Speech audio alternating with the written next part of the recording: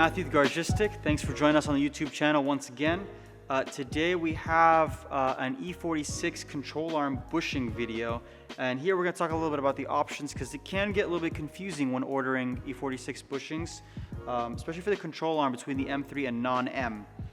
So the major differences is in the polyurethane and Delrin bushings, and we call them main body bushings is what they are. And what it is that there's two different available sizes. There's a 60mm size and a 66mm size.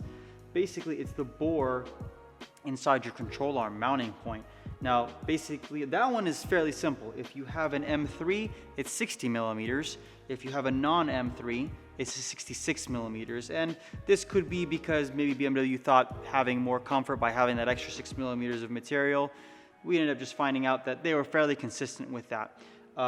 The other thing, though, when coming to ordering this is your hex size on your control arm. Now, this one is not so clear because certain aftermarket companies and aftermarket arms ended up mixing up the algorithm a little bit. So basically, there's two different available sizes. There's a 22 and a 25mm hex. The easiest way to do it is to measure it. Now, it won't be a perfect 22 or a perfect 25, but you'll know which one you have simply by measuring it.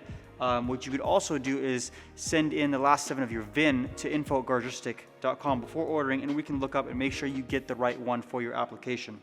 As you can see, these are really, really nicely machined. We ended up machining these to fit inside of the main body bushings, and that will depend on what options you pick. Again, we have the usual Garagistic flavors, 80A, 95A, and Delrin. We also have, in this particular case, aluminum as well for full race guys, so that's very good for the race application. And basically, once you've picked your hex size, that gets pressed into the main body.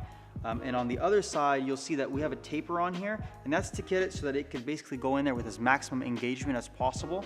And the installation is very, very easy. You basically, once you have your control arm off your car, I mean, you can do it in your car, but having it off of it will make it considerably easier. Basically, this hex ends up fitting right on there and pushing on, just like that. Basically, effectively making this a cylinder instead of a hex. And that way, when it's inside the bushing, it can rotate. Then, using the bushing that you've selected, you would just press that onto the back end, and you're all set. Thanks, and if you're interested in purchasing this product, please click on the link below. Cool. This shit was like rolling off the table and shit.